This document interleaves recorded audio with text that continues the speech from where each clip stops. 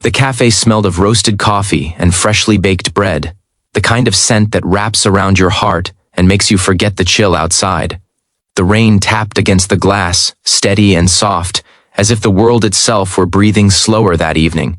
Amidst the quiet chatter and low jazz humming through the speakers, she sat by the corner window, alone, fragile, and trying hard not to look hungry. Her hands trembled slightly as she wrapped them around an empty coffee cup, pretending it was still warm. Every few seconds she'd glance toward the counter, as if waiting for someone who was never going to show up.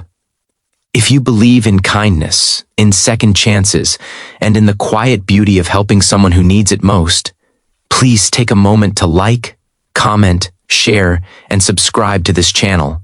Stories like this remind us that even in a world rushing forward, there are still hearts that pause for compassion. Her name was Lily. She had once been like any other young woman, hopeful, hardworking, and full of dreams about the future. But life has a cruel way of testing the ones who least deserve it.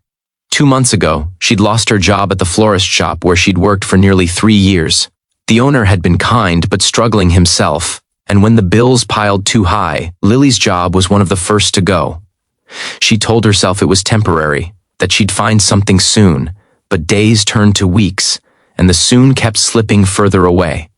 Rent was overdue, the electricity was cut off last week, and she hadn't eaten a full meal in 2 days.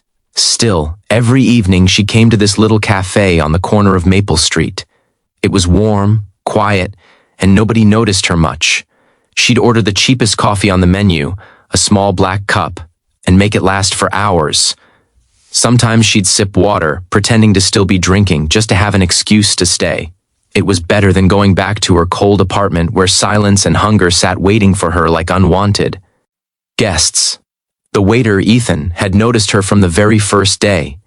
He was 26, tall, with tired eyes and a calm voice that somehow made people relax.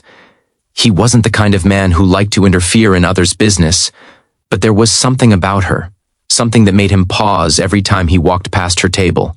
She had a quiet dignity, the kind that doesn't beg but doesn't hide either. She always smiled faintly when he approached, even though that smile never quite reached her eyes. At first, Ethan assumed she was nervous or shy, maybe waiting for someone she was too afraid to meet. But as days went by, he began to sense something deeper. She never ordered food, no pastry, no sandwich, just that same black coffee. And each evening she stayed until closing, as if she had nowhere else to go. One night, as the cafe neared closing time, the rain outside grew heavier, painting silver streaks down the glass. Most of the tables were empty now. Ethan wiped down the counter, glancing toward her table. She was still there, staring at her reflection in the darkened window, her coffee cup untouched.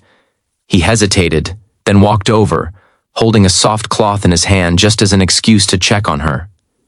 "Cold night," he said gently. She nodded, her hands tightening around the cup, pretending to sip again. Her movements were slow, almost deliberate, like she was acting in a play she didn't want anyone to notice.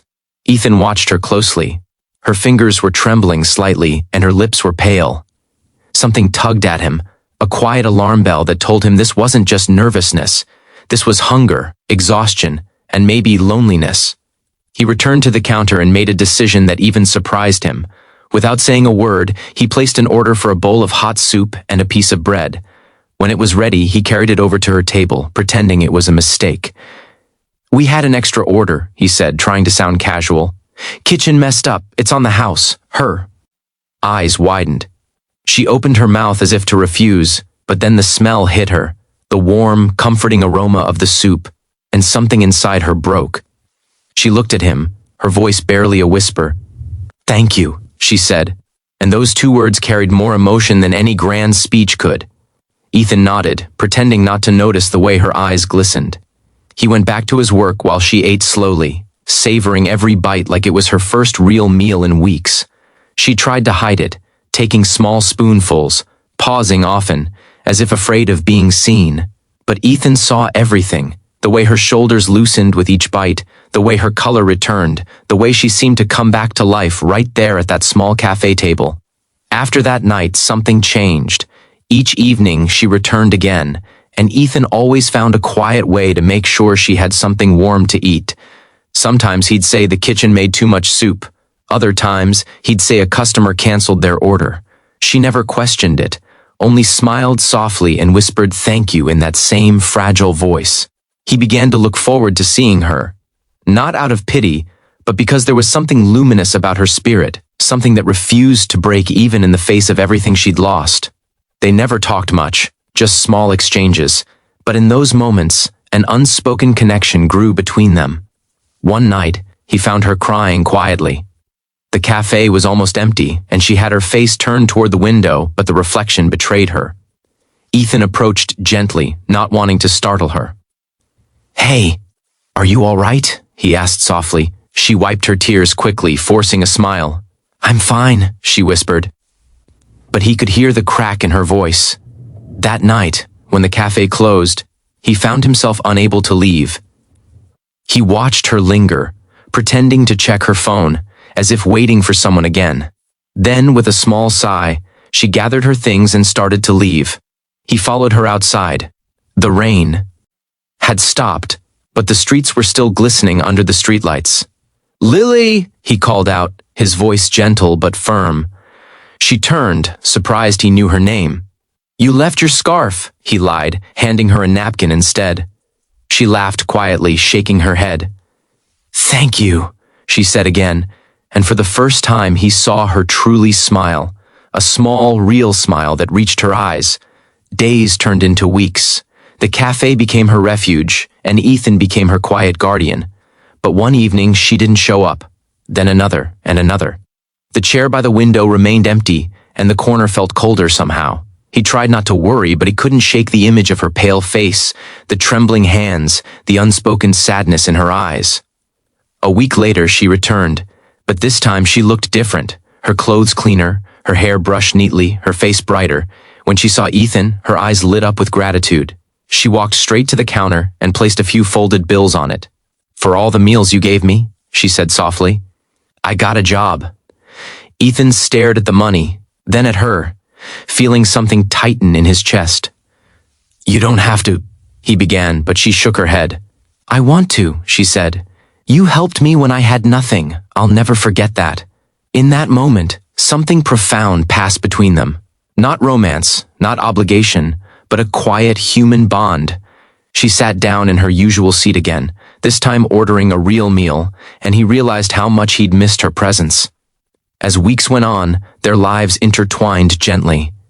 She worked at a nearby bookstore, always dropping by after her shift, and Ethan always made sure her coffee came with a free slice of bread.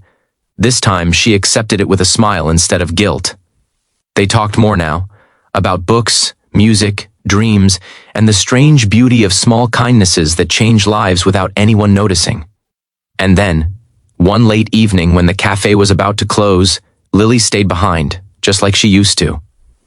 The lights were dim, the chairs stacked up, and Ethan stood by the counter removing his apron. She looked at him, her eyes soft and full of something deeper than words. "You know," she said quietly, "when you first gave me that soup, I thought you saw me as a problem, but now I know you saw me as a person." He smiled faintly, walking over to her table. "You were never a problem," he said. "You were just someone who needed a little warmth."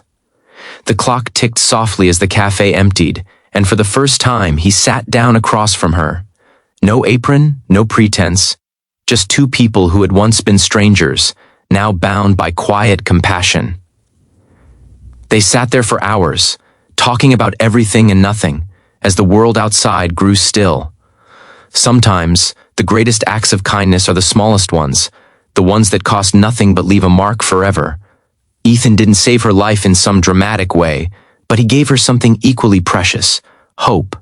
And Lily, in return, reminded him why he'd chosen to work in a place that smelled like comfort and felt like home. So the next time you see someone sitting alone in a cafe pretending they're waiting for someone, remember Lily. Remember that sometimes people aren't nervous or shy. They're just trying to hide the emptiness inside them, hoping someone will see them for who they truly are. If this story touched your heart, please like, comment, share, and subscribe. Every small gesture helps spread more stories of kindness and humanity.